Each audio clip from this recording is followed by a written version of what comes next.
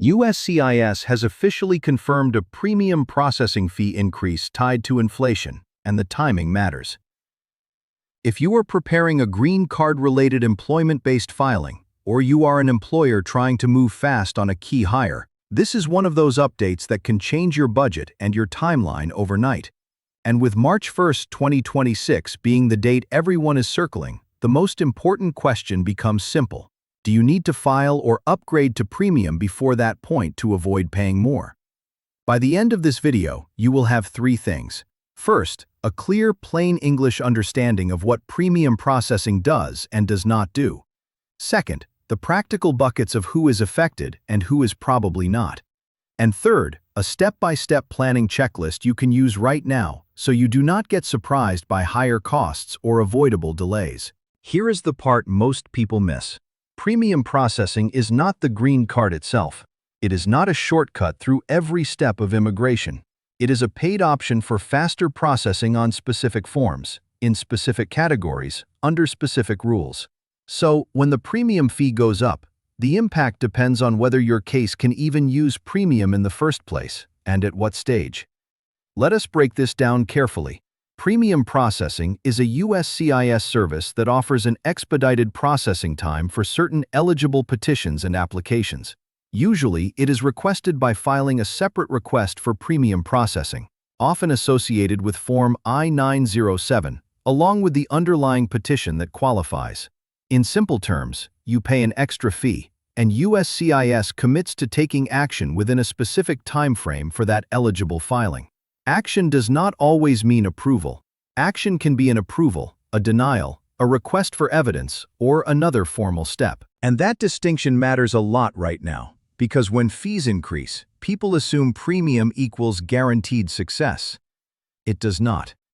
Now, what exactly changed?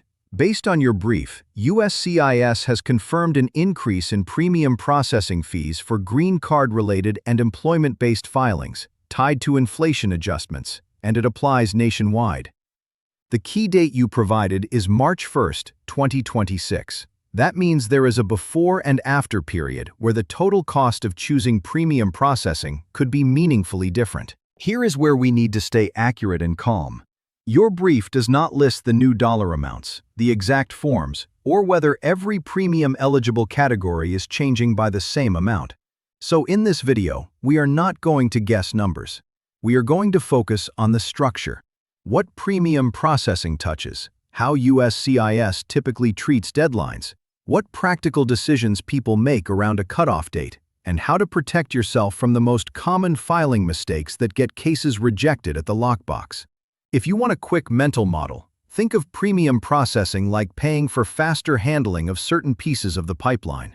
But a green card journey often has multiple pieces: employer steps, petitions, applications, medical exams, interviews, visa availability, and sometimes consular processing. Premium can speed up one segment, while the rest still moves at the normal pace. Now let us talk about who is affected versus who is not, because this is where anxiety spreads fast online. The people most likely to feel this fee increase are in these buckets. Bucket 1. Employers sponsoring workers in employment-based categories. If an employer files a petition where premium processing is available, and the employer plans to use premium to meet business timelines, a fee increase directly hits their budget. That can change whether they choose premium at all, or whether they delay filing until they have more certainty. Bucket 2. Professionals waiting on an employment-based green card pathway, especially those who rely on the speed of an underlying petition to unlock the next step. For example, in many employment-based strategies, an approved petition is a milestone that allows the applicant to move forward with the rest of the process. If premium is the difference between weeks and many months for that milestone, a fee increase can feel like pressure. Bucket 3. Students transitioning to work status, or workers trying to maintain status while their employer files something time-sensitive. In some situations, faster adjudication can reduce uncertainty and help with planning. The fee increase does not change eligibility, but it can change how people manage timing and risk. Bucket 4. Families whose plans are tied to an employment-based primary applicant. Even if the premium request is filed for the main petition, the ripple effects touch spouses and children. Travel plans, school planning, job offers for spouses, and decisions about where to live. Now, who is likely not affected? This is important. If your filing type does not offer premium processing, then this specific premium fee increase does not apply to that filing, even though USCIS has many other fees and timelines that can still change over time. Many people hear premium fee increase and assume every immigration filing just got more expensive overnight. Not necessarily. Also, if you are at a stage that is not handled by USCIS, such as certain consular steps abroad, premium processing at USCIS may not control that timeline. Premium affects USCIS handling of eligible forms. It does not force an embassy to schedule an interview sooner. It does not force a visa number to become available sooner. It does not override security checks. That is a myth that spreads quickly. Here is a myth versus reality moment. Myth: if I pay premium processing, my green card will be approved faster. Reality: premium processing, where available, speeds up the processing of a specific petition or application. It does not guarantee approval, and it does not speed up every part of the green card process. Myth: if my employer pays premium, USCIS will ignore mistakes. Reality: premium cases can still get rejected for filing errors or get requests for evidence. Paying more does not equal fewer rules. Now let us talk about forms and case types without inventing a list we do not have. Premium processing commonly shows up around certain employment-based petitions and sometimes related benefit requests. In many employment-based green card pathways, there is a petition stage where a U.S. employer, or sometimes the applicant, files a petition with USCIS. Some of those petition types have premium options. Your brief specifically references green card cases and employment-based filings, and it also references premium processing fee structure, which strongly suggests the premium request mechanism itself is central. The most important takeaway is this: do not assume your category is premium eligible just because you are employment-based. Eligibility depends on the form type and the category. USCIS sometimes expands premium to additional categories over time, but it is never universal. So what should you do? You should verify two things for your exact situation. 1. Whether your specific filing is eligible for premium, and 2. How USCIS defines the cutoff date for the old fee versus the new fee. This is where people get denied or delayed. They think the deadline is when they click submit or when they mail it, but USCIS may treat timeliness based on the receipt date, the postmark, the date the package arrives at the lockbox, or the date the online filing is completed, depending on the form and the filing method. The rule is not the same for every possible scenario. Because your brief says March 1, 2026, the safest planning approach is to assume you need margin. Do not plan to file the day before and hope everything goes smoothly. Lockbox delays, courier issues, payment issues, and missing signatures can turn a last-minute filing into a rejection, and then you are refiling under the new fee. Now we need to talk about real-world consequences, because the fee itself is only part of the story. Consequence 1. Budgeting and employer decision-making. If premium becomes more expensive, some employers will still pay because time is money. Others will decide standard processing is good enough. If you are the worker, that employer choice can affect your personal timeline, even though you are not the one writing the check. Consequence 2. Timing windows in status planning. Many people use premium to reduce uncertainty. That can be valuable when you have an expiring work authorization document, a travel plan, a lease ending, or a child aging into a different category. Premium processing does not fix every timeline problem, but it can help in specific parts of the journey. A fee increase can change whether people use it proactively. Consequence 3. Request for evidence risk and compliance pressure. Your brief mentions stricter compliance expectations. That is real in the sense that USCIS has detailed requirements, and filing sloppiness gets punished with delays. Premium processing does not reduce the chance of an RFE. In fact, Because USCIS must take action quickly, weak evidence can get flagged sooner. Here is another myth versus reality moment. Myth: premium processing means no RFE. Reality: premium processing can still result in an RFE. It just means USCIS will take an action within the premium timeframe, and an RFE is one possible action. Consequence 4. Demand surges before deadlines. When a fee increase date becomes widely known, filings can spike. That can affect lockbox intake times, receipt notices, and even how quickly you can get appointments or documents you need, like translations or credential evaluations, depending on your case. The earlier you plan, the less you are forced into risky last-minute moves. Now, let us get practical. If you are watching this and thinking, okay, what do I do now? Here is a clear do this, avoid this checklist. This is general planning guidance, not legal advice. Do this. Confirm whether your case is premium eligible and at what stage. Start with official USCIS pages and the instructions for the forms you are filing. If you are working with an employer, ask early whether the company intends to use premium processing and who is paying which fees. You want that decision documented before you build your personal timeline around it. Create a timeline backward from March 1st, 2026 with buffer. If your filing requires signatures, supporting letters, translations, evaluations, or medical or civil documents, build in weeks, not days. Double-check filing method and payment method.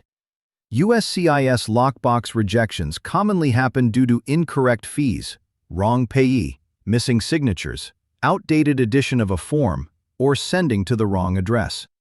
Keep copies of everything: the full packet, the shipping label, delivery confirmation, and payment records. Avoid this. Avoid relying on social media screenshots for fee amounts or eligibility. Always verify on USCIS official channels. Avoid mailing a critical filing at the last minute without a plan for what happens if it is rejected. Avoid assuming premium will solve downstream delays, like visa availability or consular scheduling. Avoid making irreversible life decisions, like quitting a job or traveling on a tight schedule, based purely on hope that premium equals quick approval. Here is the part most people miss. For many viewers, the key is not just the fee increase, it is the definition of a properly filed request. If your premium request is not properly filed, or it is not eligible, you could lose weeks just getting the package returned or reclassified. Now let me give you two short example scenarios. These are simplified composites to illustrate planning, not a promise of outcome. Example Scenario 1. Employer sponsor trying to meet a start date. A company has a high priority role and wants the petition approved quickly to reduce uncertainty. They normally pay premium processing. With a fee increase effective March 1, 2026, the company has a choice: file earlier and pay the old fee, or file later and pay the new fee. What makes the difference is not just money, it is also risk. Filing earlier means the legal team has to finalize documents sooner. Filing later could mean higher cost, but more time to perfect the packet. A smart plan is to set an internal deadline well before March 1st, so if something is missing, you still have time to fix it without falling into the higher fee window. Example Scenario 2. A professional on a green card path trying to coordinate family travel. The worker wants a key milestone decision before scheduling international travel. They assume premium will guarantee the decision and avoid problems. The better plan is to treat premium as a tool, not a promise. They should also consider the possibility of an RFE, or that other parts of the process could still take time. The practical move is to avoid non-refundable travel decisions until they have the specific approvals and documents they need, even if they plan to use premium. Now, what should students and recent graduates pay attention to? If you are transitioning from a student path into employment authorization or an employer-sponsored path, the key is to understand which step you are actually in. Premium processing may apply to a petition your employer files, but it may not apply to other benefit requests you are thinking about. Do not assume every step can be sped up. Your planning should focus on maintaining status, avoiding gaps, and keeping documentation organized. Let us do one more myth versus reality, because this one causes panic. Myth: if I do not file before March 1st, 2026, I will be denied. Reality: a fee increase does not mean you are denied. It means the cost to request premium processing may be higher, and your budget and timing assumptions may need updating. Now, what could happen next between now and March 1st, 2026? First, USCIS may publish additional guidance clarifying exactly which forms and categories are included in the premium fee increase, how the inflation adjustment is calculated, and how the agency will treat filings that are mailed near the deadline. Watch for official announcements, fee tables, and updated form instructions. Second, you may see a surge in premium requests leading up to the date. That can create operational pressure at intake points. Premium has a service standard, but the process still begins with proper receipt and acceptance. The earlier you file correctly, the safer you are. Third, there could be confusion between standard filing fees and premium processing fees. USCIS has many types of fees. This update, as described in your brief, is specifically about premium processing. So make sure you are comparing the right numbers and not mixing separate fee changes together. Fourth, watch for compliance messaging. Even if fees rise, the bigger problem for most applicants is delay from mistakes. A higher premium fee does not hurt as much as losing months because a packet was rejected or evidence was incomplete. So here is your simple watch list. These are safe steps anyone can take. Monitor official USCIS updates and form pages for premium processing and fee tables. If you have counsel, ask them to confirm eligibility and the practical last safe mailing date based on the filing method. If you are an employee, get clarity from your employer on whether premium will be used and when. If you are self-filing a premium-eligible request, do a final quality control review. Correct form addition, correct addresses, correct signatures, correct payment, complete supporting evidence. Now let us recap in 5 clean bullets so you can walk away calm and clear. 1. USCIS has confirmed premium processing fee increases tied to inflation, with a key timing point of March 1, 2026. 2. Premium processing is a paid speed option for specific eligible filings, not a guarantee of approval, and not a speed-up for every step of the green card journey. 3. The people most affected are those who rely on premium for time-sensitive employment-based petition stages, especially employers and workers managing tight timelines. 4. The biggest avoidable risk is a last-minute filing that gets rejected for technical errors, pushing you into the higher fee period. 5. The smart move is early verification and planning. Confirm eligibility, build a buffer before the deadline, and track official USCIS guidance for details. If you want, comment with your general category, like employer-sponsored, student-to-work, or family-based, and whether you are trying to file before March 1, 2026. And if you want timely, calm updates that separate what is confirmed from what is rumored, subscribe to Visa Scope and turn on notifications so you do not miss the next alert.